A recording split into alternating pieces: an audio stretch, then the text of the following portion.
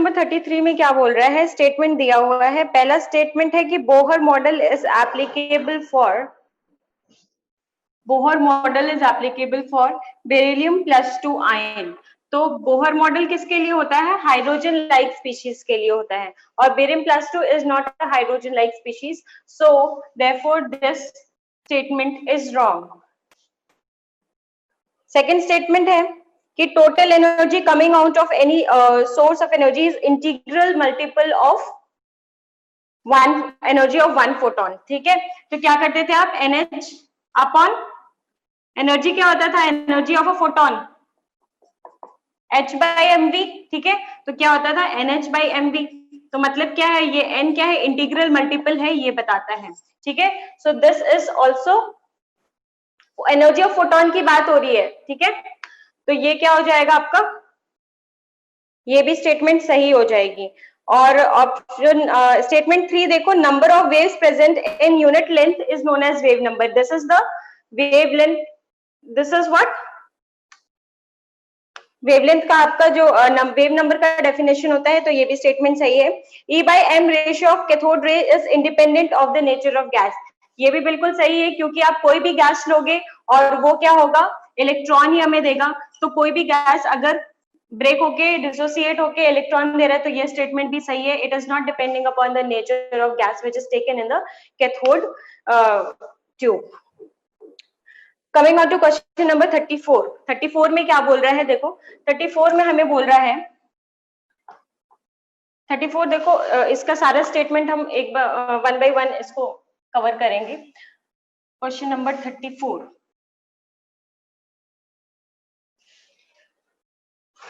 देखो 34 में जो पहला स्टेटमेंट है वो पढ़ते हैं। पेज नंबर है आपका ये 29, पेज नंबर 29 और क्वेश्चन नंबर 34 मेंस का क्वेश्चन है। ठीक है, 34 में जो पहला स्टेटमेंट बोल रहा है, potential energy of two oppositely charge system increases with the decrease in distance. बोल रहे हैं कि पोटेंशियल एनर्जी दो ऑपोजिटली चार्ज पार्टिकल्स का इंक्रीज होगा with the decrease in distance. ठीक है, फिर पोटेंशियल एनर्जी आपने देखा है क्या होता है, कि Q1 Q2 बाय R। ठीक है, तो ये क्या हो गया, पोटेंशियल एनर्जी आपका के Q हमारा Q है, और दूसरा जो चार्ज है वो माइनस है दूसरे चार्ज के, तो ये क्या हो जाएगा, के Q minus Q into R। तो यहाँ पे हम कह सकते हैं कि potential energy is directly proportional to 1 by R। ठीक है, इसका क्या मतलब है कि जैसे जैसे रेडियस, जैसे जैसे डिस्टेंस इंक्रीज होगा, ठीक है, रेडियस नहीं डिस्टेंस, जैसे जैसे डिस्टेंस इंक्रीज होगा वैसे पोटेंशियल एनर्जी का मैग्नीट्यूड तो क्या होगा, डिक्रीज होगा, लेकिन ओवरऑल पोटेंशियल एनर्जी क्या हो रही है, इंक्रीज हो रही है। ठीक है, और आपका स्टेटमेंट 1 जो है वो क्या बोल रहा है कि डिस्टेंस डिक्रीज करेंगे तो पोटेंशियल एनर्जी क्या होगा, इंक्रीज होगा। नहीं, ये स्टेटमेंट गलत है, क्योंकि डिस्टेंस इंक्रीज करने के साथ साथ पोटेंशियल एनर्जी इंक्रीज होगा। स्टेटमेंट नंबर 2, स्टेटमेंट नंबर 2 में क्या बोल रहा है कि when an electron makes transition from high orbit to lower orbit, kinetic energy, repeat करूं, देखो ये देखिए आपको ये रिलेशन कि potential energy is directly proportional to -1/r, क्योंकि अपोजिटली चार्ज है ना, अपोजिटली चार्ज है, इसलिए potential energy is equals to -1/r, directly proportional. अब ये क्या होगा, जैसे जैसे रेडियस बढ़ेगा वैसे वैसे पोटेंशियल एनर्जी क्या होगा, माइनस चार्ज होने की वजह से ये भी बढ़ेगा। ठीक है, मतलब कि रेडियस के बढ़ने के साथ साथ पोटेंशियल एनर्जी बढ़ रहा है, लेकिन आपको क्वेश्चन में स्टेटमेंट में क्या गिवन है कि रेडियस अगर डिक्रीज होगा तो पोटेंशियल एनर्जी इंक्रीज होगा, तो फिर वो क्या होगा। हाँ, आज क्लासरूम चेंज्ड है, ये इसको पता ही नहीं है कौन सा क्वेश्चन। क्वेश्चन नंबर 34 करा रही हूँ, देखो 34 लिखा भी है मैंने, मेंस का क्वेश्चन है। ठीक है, पेज नंबर है आपका 29। अब कोई मत पूछना, क्योंकि दो ऑपोजिटली चार्ज है। ठीक है, एक का चार्ज अगर Q है तो दूसरे का चार्ज -Q होगा, ऑपोजिटली चार्ज पार्टिकल्स है। ठीक है, तो इसलिए माइनस आया है। ठीक है, तो पोटेंशियल एनर्जी और डिस्टेंस में डायरेक्ट रिलेशन है, समझ में आ गई बात। ठीक है, अब देखो दूसरा स्टेटमेंट क्या बोल रहे हैं, दूसरा स्टेटमेंट बोल रहा है कि when an electron makes an transition from higher orbit to lower orbit its kinetic energy increases. ऐसे कैसे बोल रहा है, देखो काइनेटिक एनर्जी आप लोगों को पता है क्या होता है, 13.6 z² बाई r²। ठीक है, तो काइनेटिक एनर्जी को हम क्या लिख सकते हैं, डायरेक्टली प्रोपोर्शनल, सॉरी n²। ठीक है, kinetic energy directly proportional to 1/n²। मतलब अगर n1 छोटा है n2 से, तो काइनेटिक एनर्जी 1 क्या होगा, बड़ा होगा किससे, काइनेटिक एनर्जी 2 से। मतलब कि अगर क्या बोल रहा है इसमें, हायर से लोअर पर आता है तो काइनेटिक एनर्जी पहले से क्या होगी, बढ़ जाएगी। तो ये स्टेटमेंट क्या है आपका, ट्रू है। ठीक है, समझ में आ गई ये बात, ये वाला स्टेटमेंट कैसे सही है। चलो तीसरे स्टेटमेंट पे जाते हैं। ठीक है, इसमें एक एक स्टेटमेंट आप तभी सही कर पाओगे जब आपको सारा कंसेप्ट आपको क्लियर होगा। ठीक है, ऐसे हवा में नहीं करना है ये सब। अब देखो स्टेटमेंट नंबर 3, इसमें 4 स्टेटमेंट दिया है, चारों स्टेटमेंट में जितना भी एनर्जी का कॉन्सेप्ट था ना वो सारा क्लियर हो गया, इसलिए आप लोग को सबको आना चाहिए ये। स्टेटमेंट नंबर 3 में क्या बोल रहा है कि जब भी कोई इलेक्ट्रॉन ट्रांजिशन करेगा फ्रॉम लोअर टू हायर, उसका जो एनर्जी है, पोटेंशियल एनर्जी, वो क्या होना चाहिए, इंक्रीज होना चाहिए। मुझे बताओ पोटेंशियल एनर्जी और टोटल एनर्जी में क्या रिलेशन होता है। Potential energy is twice of total energy, है ना, और टोटल एनर्जी क्या होता है, twice of -13.6 z² by n², है ना। तो ये क्या हो जाएगा आपका पोटेंशियल एनर्जी, अगेन क्या हो जाएगा, डायरेक्टली प्रोपोर्शनल टू 1/-1/n²। मतलब अगर n1 n2, तो फिर पोटेंशियल एनर्जी क्या होगा, 1 का कम होगा पोटेंशियल एनर्जी 2 से। और हमें क्या बोल रहा है कि स्टेटमेंट में देखो क्या बोल रहा है कि अगर लोअर से हायर पे जाएगा तो पोटेंशियल एनर्जी क्या होगा, इंक्रीज होगा। ठीक है, तो पोटेंशियल एनर्जी इंक्रीज होगा, क्योंकि यहाँ पे देखो ये माइनस की वजह से क्या है, डायरेक्ट रिलेशन आ गया ना कि n1 बढ़ेगा तो पोटेंशियल एनर्जी भी बढ़ेगा, n बढ़ेगा तो पोटेंशियल एनर्जी बढ़ेगा। तो अगर n1 is less than n2, तो फिर पोटेंशियल एनर्जी 1 भी लेस होगा पोटेंशियल एनर्जी 2 से। मतलब कि अगर n1 जो है n2 से, n1 से n2 जाएगा, तो फिर पोटेंशियल एनर्जी भी क्या होगा, 1 से 2 जाएगा, जो कि बड़ा होगा पहले से। ठीक है, स्टेटमेंट नंबर इसका 4 देखते हैं। स्टेटमेंट नंबर 4 में क्या बोल रहा है कि किसी भी इलेक्ट्रॉन को उसके एटम से फ्री करने के लिए, कौन से एटम से, हमें बोल रहा है हीलियम आयन से, हीलियम आयन से किसी भी इलेक्ट्रॉन को फ्री करने के लिए हमें जो एनर्जी होती है वो कितनी देनी पड़ती है, 11 इलेक्ट्रॉन वोल्ट। तो देखते हैं एनर्जी क्या होता है, एनर्जी क्या हो जाएगी आपकी -13.6 z² बाई n²। ठीक है, और अगर हीलियम आयन की बात हो रही है तो यहाँ पे z क्या हो जाएगा 2, और n क्या हो जाएगा, n हो जाएगा आपका फर्स्ट एक्साइटेड स्टेट, मतलब ग्राउंड स्टेट के बाद, ground state is n1 is equal n1, और फर्स्ट एक्साइटेड मतलब n2, मतलब n क्या हो जाएगा 2।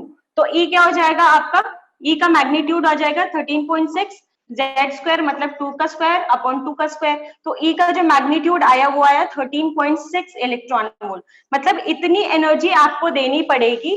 ठीक है, इतनी एनर्जी आपको देनी पड़ेगी किसके लिए, एक इलेक्ट्रॉन हीलियम आयन से एक इलेक्ट्रॉन बाहर निकालने के लिए। और आपको क्वेश्चन में 11 इलेक्ट्रॉन दिया हुआ है, तो ये ऑप्शन क्या हो जाएगा आपका, गलत हो जाएगा।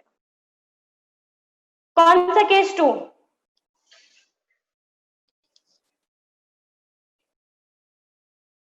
लाइट सारी ऑन है बेटा, बहुत सारी लाइट्स है मेरे मुंह पे, 2 लाइट यहाँ जल रही है, 1 लाइट यहाँ जल रही है, और 2 लाइट यहाँ जल रही है, क्या करूं। हाँ, तुम लोग बहुत बकवास करते थे उस ग्रुप पे, बंद हो गया है वो। केस 2 नहीं, स्टेटमेंट 2 बताओ ना। कोई बात नहीं, एक दिन के लिए एडजस्ट कर लो, अभी ना बहुत ज्यादा वो हो रहा है, आवाज आ रही है बाहर से, कंस्ट्रक्शन चल रहा है। सेकेंड स्टेटमेंट करना है। सेकेंड स्टेटमेंट क्या था, देखो सेकेंड स्टेटमेंट था when an electron make in transition from higher orbit to lower orbit kinetic energy increases। तो मैंने क्या बोला, काइनेटिक एनर्जी क्या होता है 13.6 z square by n square, ठीक है। तो kinetic energy is inversely proportional to n square, मतलब अगर n1 छोटा है n2 बड़ा है तो काइनेटिक एनर्जी 1 बड़ा होगा, काइनेटिक एनर्जी 2 छोटा होगा। तो मतलब कि अगर हायर से लोअर एनर्जी लेवल पे जा रहा है तो काइनेटिक एनर्जी पहले जितनी थी उससे जो बाद में आएगी वो क्या होगी, ज्यादा हो, ठीक है। थर्ड स्टेटमेंट में क्या बोल रहा था कि जो एनर्जी होगी हायर से लोअर पे जाओगे तो, लोअर से हायर पे जाओगे तो पोटेंशियल एनर्जी इंक्रीज होगी। तो पोटेंशियल एनर्जी क्या होता है, twice of total energy. Total energy क्या होता है -13.6 z square by n square, ठीक है। तो ये क्या हो जाएगा, potential energy is inversely proportional to minus n square, मतलब n1 अगर छोटा है n2 बड़ा है तो पोटेंशियल एनर्जी 1 छोटा होगा, पोटेंशियल एनर्जी 2 बड़ा होगा, ठीक है। चलो नेक्स्ट, नेक्स्ट था आपका 36 डाउट में पूछा था, क्वेश्चन नंबर 36।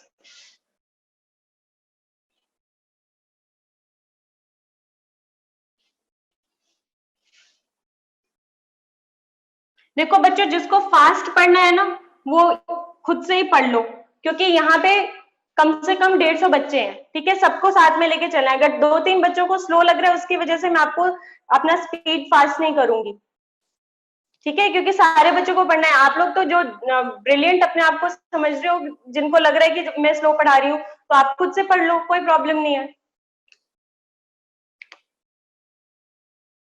वीडियो फास्ट करके देख लो, या जो आपके डाउट्स हैं वो आप ग्रुप पे तो क्लियर करते ही रहते हो, ग्रुप पे क्लियर कर लो। ये क्लास उन बच्चों के लिए है जिनसे क्वेश्चंस नहीं लग पा रहे हैं। अगर आपसे क्वेश्चंस लग चुके हैं तो बेटर आप दूसरी पढ़ाई कीजिए या दूसरा सब्जेक्ट पढ़ लीजिए उतने देर में। Don't waste your time. Next question is question number 36। Question number 36 में बोल रहा है कि energy of hydrogen atom ground state में हमें गिवन है कितना, -13.6। इसमें क्या बोल रहा है कि एनर्जी दिया हुआ है आपको कितना, E1 गिवन है आपको -13.6, ठीक है। और the energy level corresponding to n equals to 5, n equals to 5 हमसे पूछ रहा है, n इक्वल्स टू 5 के करस्पॉन्डिंग कितना एनर्जी होगा, ठीक है। तो आपको पता है कि En क्या हो जाएगा, E1 में जितना भी एनर्जी आएगा into z square by n square, ठीक है। अगर यहां से जाए तो क्या हो जाएगा आपका E5 क्या हो जाएगा, E1 that is 13.6 -13.6 Z square मतलब 1 स्क्वायर अपॉन 5 स्क्वायर, इसको हम सॉल्व कर देंगे, -13.6 अपॉन 25, ये हो जाएगा आपका, इतना इलेक्ट्रॉन वोल्ट आ जाएगा आपका आंसर, ठीक है। Coming on to question number 37 पर आ जाओ। क्वेश्चन नंबर 37 में बोल रहा है कि वेवलेंथ जो होगा स्पेक्ट्रल लाइन का, ठीक है, for electronic transition will be inversely proportional to lambda. क्या होता है, किसी भी एनर्जी डिफरेंस क्या हो जाएगा आपका hc by lambda, hc by lambda मतलब लैम्डा क्या हो जाएगा hc बाई डेल्टा ई। मतलब कैसा रिलेशन आ रहा है इसमें, इनवर्सली प्रोपोर्शनल का रिलेशन आ रहा है, ठीक है। जो डिफरेंस होगा डेल्टा ई होगा उसके इनवर्सली प्रोपोर्शनल आएगा, तो option D is the correct option, lambda is inversely proportional to delta. ये है क्वेश्चन नंबर 37। चलो क्वेश्चन 39 करते हैं। 39 भी पूछा है किसी ने। 39 में क्या बोल रहा है कि in hydrogen atom if x is the radius of first Bohr orbit, ठीक है। 38 में बताना है, और मैं फिर से बोल रही हूँ कि whether you are a medical student और a non medical student you have to solve the non medical booklet only, ठीक है।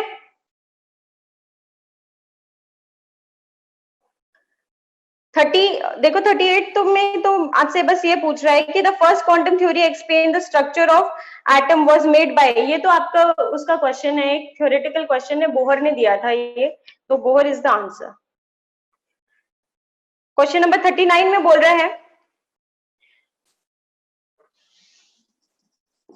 Coming on to question number 39। 39 में बोल रहे हैं कि in hydrogen atom if x is the radius of first Bohr orbit. ठीक है, तो R1 आपको पता है कितना होता है 0.529, ठीक है, एंगस्ट्रॉम। n क्या हो जाएगा इसमें 1 होगा। ठीक है, तो R1 हो गया आपका इतना, R3 कितना हो गया, R3 हो जाएगा आपका 0.529, एक सेकेंड मार्कर,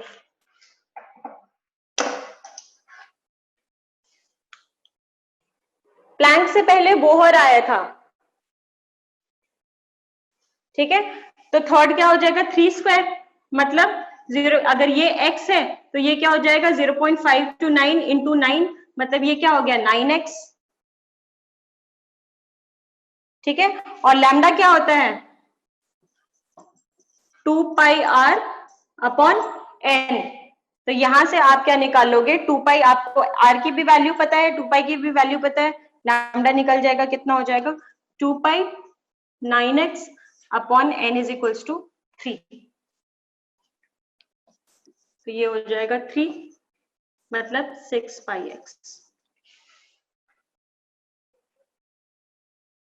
ठीक है, इसके बाद किसी ने पूछा है क्वेश्चन नंबर 41। ठीक है, 41 क्वेश्चन पूछा, 41 देखते हैं।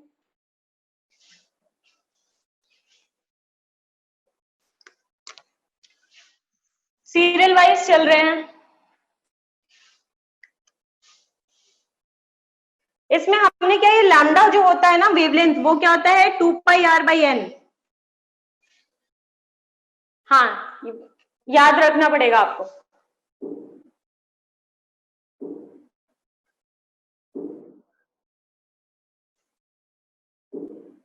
क्वेश्चन नंबर 41 में क्या बोल रहा है, देखो क्वेश्चन नंबर 41 में आपको 3-4 स्टेटमेंट गिवन है। In Bohr model of uni electronic species following symbols are used. ठीक है, ये हमें सिंबल दिया हुआ है। Calculate z in all the cases. ठीक है, पहले केस में हम देखो z कैलकुलेट करते हैं, हमें z करना है कैलकुलेट सारे केस में। तो क्वेश्चन नंबर 41 है ये। ठीक है, पहला क्या बोल रहे हैं U12 is to K1Z। ठीक है, ये आपको गिवन है। ये क्वेश्चन ही देखते ही डर गए होंगे आधे बच्चे तो। ठीक है, मतलब ये आपका पोटेंशियल एनर्जी है और ये है आपका काइनेटिक एनर्जी। तो पहले केस में पोटेंशियल एनर्जी क्या हो जाएगा आपका ट्वाइस ऑफ टोटल एनर्जी, मतलब 2 ट्वाइस किसका 1 और 2 का, और काइनेटिक एनर्जी क्या हो जाएगा माइनस ऑफ टोटल एनर्जी किसका 1 और z का। ठीक है, ये तो समझ में आ गया। आई कैन ट्राई कि आज खत्म हो जाए, और अगर नहीं भी हो तो भी कोई बात नहीं है, एक क्लास तो और लगी जाएगी आपकी वेंसडे को। ठीक है,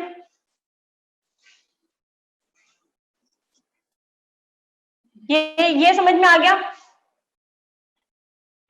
अब देखो इसमें सबकी वैल्यूज पुट कर दो, ये क्या हो जाएगा 2 इंटू 13.6 इंटू 2 के लिए आपका क्या हो जाएगा z square, 2 square by 1 square, नीचे लिख देती हूँ मैं 2 into 13.6 2 square by 1 square,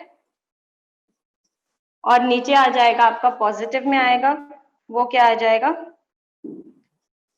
13.6 z square by 1 square. इसको सॉल्व करोगे आएगा आपका 8:1। ठीक है, 8:1 ये आपको गिवन है ना, 8:1 इज इक्वल्स टू ये हो जाएगा आपका 2 square upon z square into 2, मतलब 8 से 8 कट जाएगा, z आ जाएगा आपका 1। हाँ ठीक है, z1 आ गया आपका। बाकी सारा भी ऐसे ही कर लोगे। ये बुकलेट के बाद हम पीरियोडिक का बुकलेट करेंगे।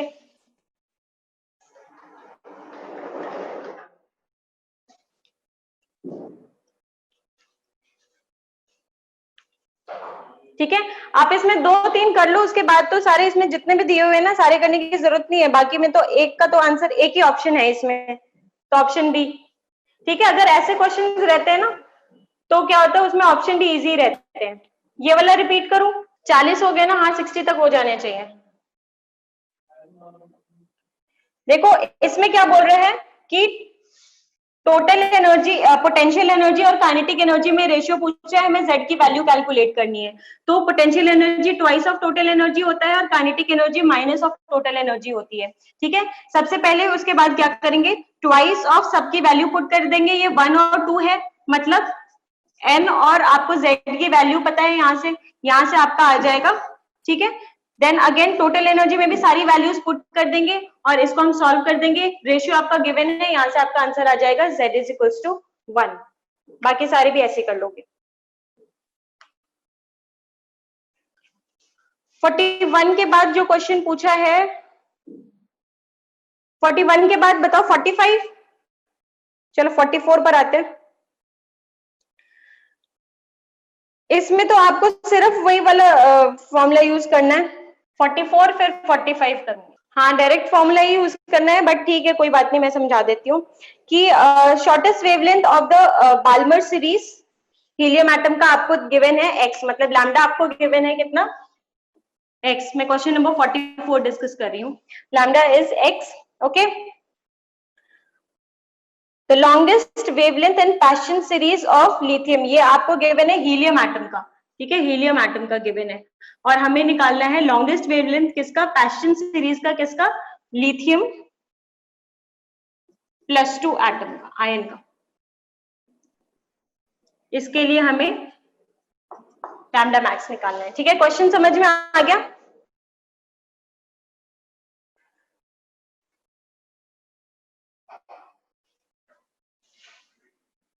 ठीक है, तो हाँ हीलियम आयन देना चाहिए, बट कोई बात नहीं।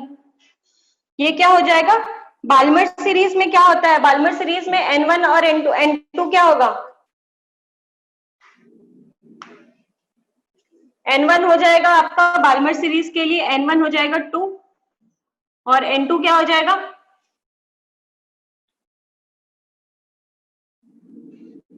इन्फिनाइट।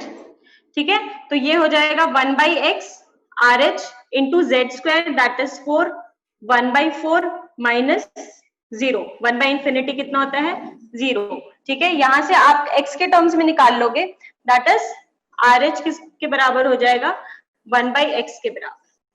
ठीक है, नाउ अब हमें किस में निकालना है, पार्शियल सीरीज के लिए निकालना है। तो पार्शियल सीरीज के लिए N1 क्या हो जाएगा, 2 और N2 क्या हो जाएगा, 3। ठीक है, लिथियम आयन है क्योंकि,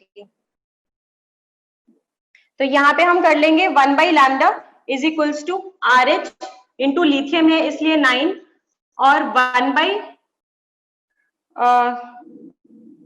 इसके लिए N1 क्या होगा, 3 होगा और N2 4 हो जाएगा। सॉरी, पार्शियल के लिए N1 3 और N2 4 हो जाएगा, तो ये हो जाएगा 1/9 माइनस 1/16। ठीक है, इसको हम सॉल्व कर देंगे तो आपका इसको सॉल्व करके आएगा 1/λ, RH को मैं 1/x लिख सकती हूँ और ये हो जाएगा 9, 16 इंटू 9 और ये हो जाएगा 16 माइनस 9, 9 से 9 कट जाएगा, 16 माइनस 9 कितना हो जाएगा, 7।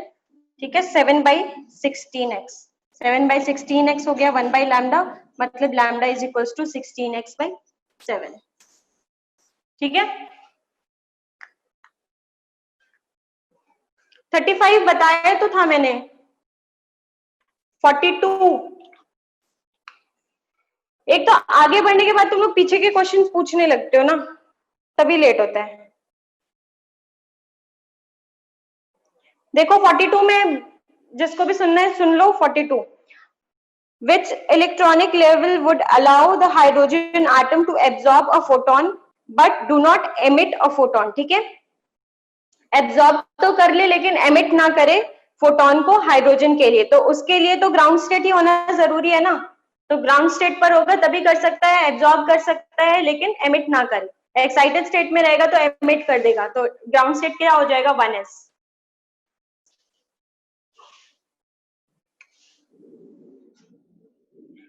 क्या क्या क्या क्वेश्चन क्या है, तो अपने पास वो लेके बैठा करो ना बुकलेट, मैं क्वेश्चन भी पढ़ूं। देखो इसमें क्या बोल रहा है, 45 पर आते हैं। क्वेश्चन नंबर 45 देखो क्या बोल रहा है, an electron in hydrogen atom is in ground state, ठीक है, ग्राउंड स्टेट पर है, and it absorbs energy equal to ionisation energy of lithium plus two ion, lithium plus two ion. तो फिर वेवलेंथ पूछ रहा है, ठीक है। अब लिथियम प्लस टू आयन में क्या हो जाएगा, लिथियम प्लस टू आयन में क्या हो जाएगा, एन, ये हो जाएगा 1/λ is equals to Z square 109677, ठीक है। ये क्या है, लिथियम प्लस टू आयन किस पे है, ग्राउंड स्टेट पे है, तो हम ये क्या ले लेंगे, आपका 1 ले लेंगे, तो ये हो जाएगा इंटू 9 फॉर लिथियम। यहां से आपका आ जाएगा लैम्डा, ठीक है, this is for lithium Z square 1/λ is equals to 109677 into 9, तो ये हो गया आपका, ठीक है। यहाँ से फिर हम एनर्जी निकालेंगे, एनर्जी कितने, एनर्जी निकालेंगे किससे, लैम्डा यहाँ से कैलकुलेट करने के बाद hc/λ यूज करके हम एनर्जी निकाल लेंगे, ठीक है। तो 6.62 इंटू 10 का पावर -34 इंटू 3 इंटू 10 का पावर 8 अपॉन लैम्डा आ जाएगा आपका 109677 इंटू 9, ठीक है। और अगर इसको सेंटीमीटर में कन्वर्ट करेंगे तो फिर ये हो जाएगा, इसको सेंटीमीटर में करना कन्वर्ट, इसको सॉल्व करो, ये सॉल्व करके कितना आ रहा है, 1 पॉइंट समथिंग आना चाहिए। हाँ इतनी लंबी कैलकुलेशन ही होगी, इतनी लंबी कैलकुलेशन से बचने के लिए अप्रोक्सीमेशन यूज कीजिए, ठीक है। यहां से एनर्जी आ जाएगा, और हमें क्या पूछ रहा है, कि an electron the wavelength of the emitted electron, wavelength पूछ रहा है हमसे एमिटेड इलेक्ट्रॉन का। यहां से हम फिर अब एनर्जी को यूज करेंगे किससे, ½ mv² से, ठीक है। यहां से वेलोसिटी आएगा, और वेलोसिटी से क्या करेंगे, फिर हम लैम्डा निकालेंगे दोबारा, h/mv, lambda is equals to h/mv से। देखो मैं भी कैलकुलेट नहीं कर रही हूँ, तो तुम लोग की तो मजबूरी है कैलकुलेट करना, लैम्डा इज इक्वल्स टू हम h/mv यूज करेंगे, और यहां से आएगा energy of the emitted, wavelength of the emitted electron. Approximately कितना ज्यादा दूर का अप्रोक्सीमेटली लेते होगे तुम लोग, आयनाइजेशन एनर्जी तो आपने निकाल लिया, आयनाइजेशन एनर्जी निकालने के बाद उसके बाद फिर लैम्डा से कैसे करोगे,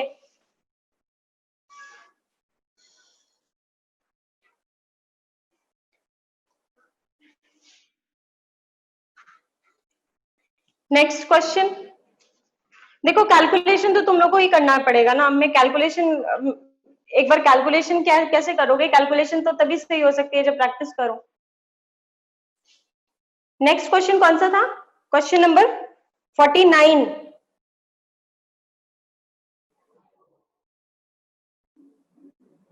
जिसमें टोटल स्पेक्ट्रल लाइंस पूछ रहा है, total number of spectral lines.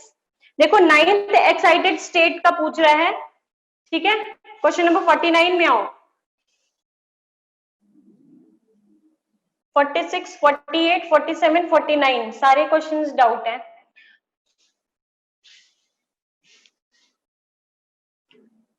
ठीक है मैं बता देती हूँ,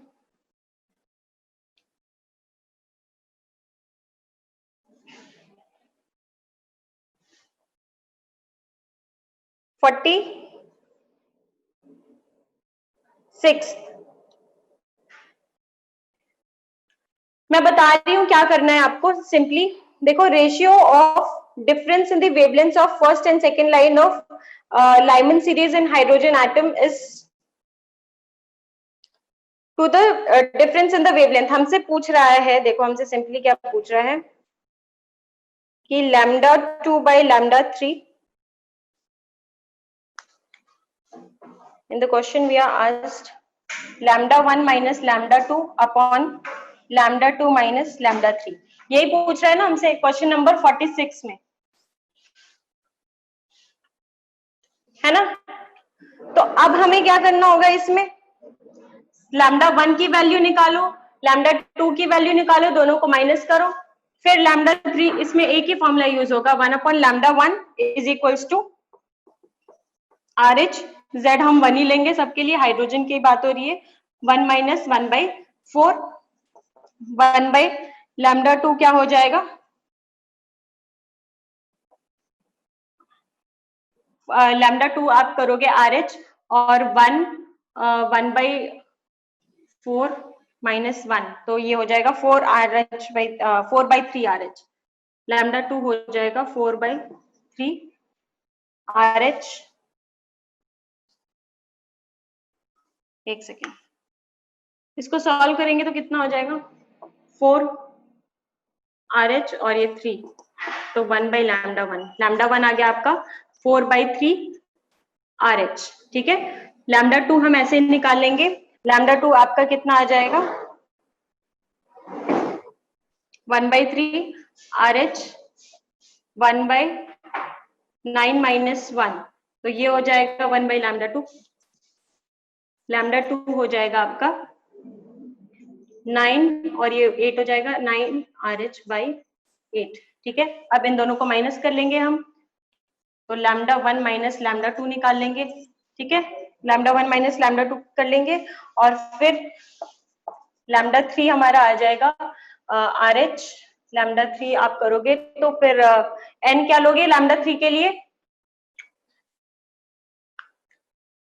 1/16 माइनस 1, तो ये हो जाएगा 16 आर एच बाई 15, और लैम्डा ठीक है, लैम्डा 2 लैम्डा 3 तो ये हमें पता ही है, हमें यही 3 निकालना था, यहाँ से हम लैम्डा 2 माइनस लैम्डा 3 निकाल लेंगे, और दोनों का रेशियो ले लोगे, सब चीज तो निकाल लिया।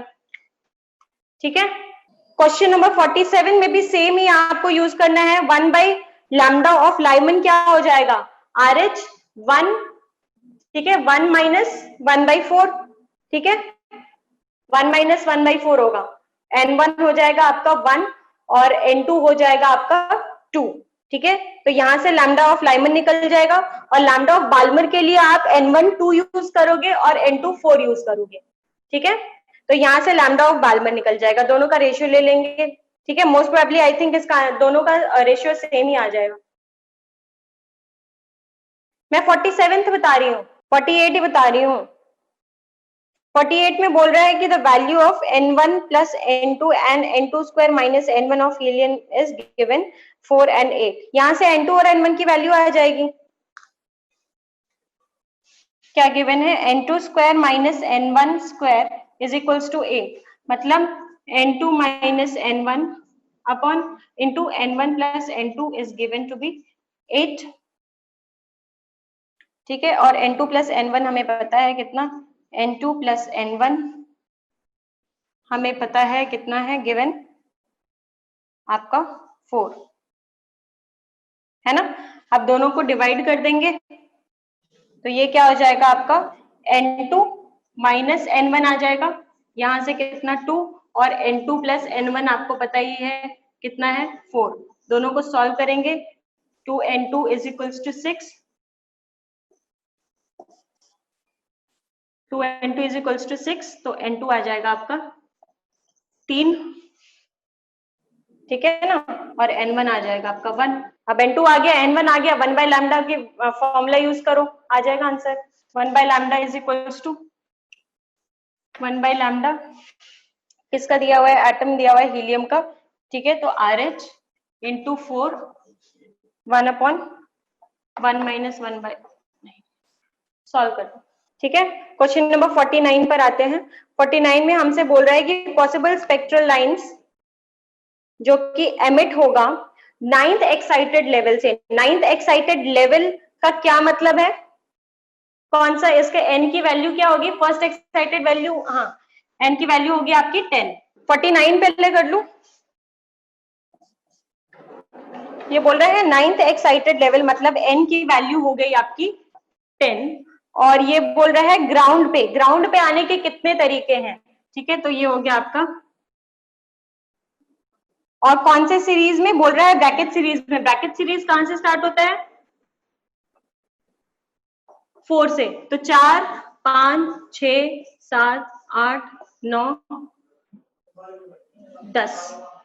ठीक, ये है 10 और ये है 4। तो ये हो गया। अब ग्राउंड स्टेट पे आने का कितना तरीका है? 1, 2, 3, 4, 5, 6। कोई फॉर्मूला नहीं है। ये क्वेश्चन ऐसे ही करो तो ज्यादा बेहतर है, कोई फॉर्मूला नहीं है। Don't rely on formulas. Formula है but don't rely on formulas, मैं यही कहूंगी, क्योंकि इससे इजी, मतलब इससे आपको विजुअलाइज भी हो जाता है और समझ में भी आ जाता है। और कितने सारे फॉर्मूलेज याद करोगे? एटलीस्ट इसके लिए तो फॉर्मूला मत ही याद करो। ये समझ नहीं आया? देखो n 9th एक्साइटेड स्टेट है तो फिर n है आपका 10, ठीक है। और फिर आपका है n, ये जो बाल्मर सीरीज के लिए होगा वो 4 यूज होगा, ठीक है। तो फिर कितना हो जाएगा आपका? कितने स्पेक्ट्रल लाइंस आ जाएंगी ग्राउंड स्टेट पे? 1, 2, 3, 4, 5, 6। इसमें समझना है। मैंने भेजा तो था आपको एक फॉर्मूला शीट। अगर थ्योरी, अगर कोई टॉपिक आपने समझना है, so for those who want to understand any topic, either they can watch the recorded videos, ठीक है। या फिर अब क्या कर सकते हैं, आपको ये चैप्टर में सब कुछ तो समझ में आ गया है ना, तभी तो हम बुकलेट डिस्कस कर रहे हैं। Question number 51। क्वेश्चन नंबर 51 में क्या बोल रहा है? The spectrum of helium ion is expected to be similar to. Helium ion में देखो एक इलेक्ट्रॉन है, तो फिर वो सिमिलर किसका होगा? सिमिलर होगा जितने भी सिंगल इलेक्ट्रॉन स्पीशीज हैं। तो lithium 2+, lithium 2+, hydrogen and helium plus, इन सब के क्या होगा? ये सिमिलर होगा। तो इसमें ऑप्शन ए है और सी है। 51, ठीक है। 52,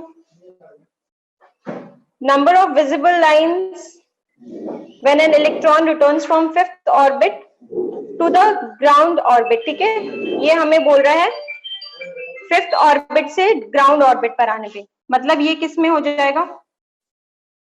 विजिबल लाइंस कब आती है? विजिबल लाइंस के लिए n क्या होता है? n = 2 होता है। हाँ, आंसर गलत है इसका। विजिबल लाइंस n = 2 पर आती है और हमें 5 से आना है, तो 5 से 2 पर आ सकता है। बाल्मर सीरीज मतलब बाल्मर के लिए n क्या हो जाएगा? 5। 5 से 2 पर आएगा, 4 से 2 पर आएगा, 3 से 2 पर आएगा, और 2 से 2 पर तो आ नहीं सकता, ठीक है। Next question.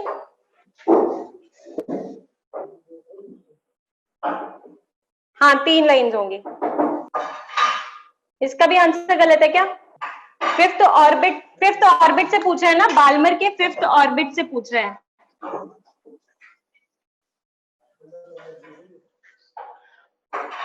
चलो अभी यहाँ पे ना कल करते हैं डिस्कस। कल नहीं, अब जब भी नेक्स्ट क्लास कब है? 60 क्वेश्चन तक मैं अब आपको पीडीएफ भेज दूंगी। अभी तक के ये जैसे 50 के बाद जितने भी क्वेश्चंस है ना, अभी इसकी पीडीएफ भेज दूंगी। अभी आप लोग को शोर आएगा, समझ में भी नहीं आएगा कुछ।